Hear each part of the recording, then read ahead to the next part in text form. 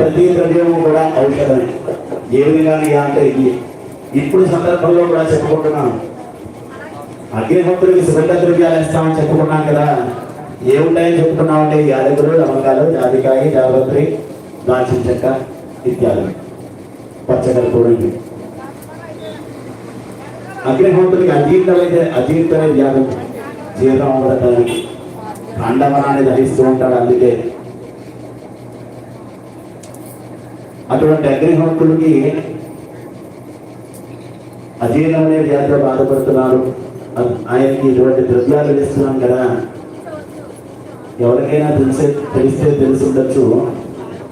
Gastric ట్రబుల్కి ఈ రోజు కూడా అమ్ముతూ ఉంటారు మెడికల్ షాప్ లో అల్జల్ అనే సిరప్. దాన్ని ఇలా చేయాలి, యాలక్కాయతో చేసి లాభం. అలాగే దాల్చిన చెక్క దాన్ని కషాయం పెట్టుకుని తాగితే గ్యాస్ట్రిక్ తగ్గుతుందని చెప్తూ ఉంటారు.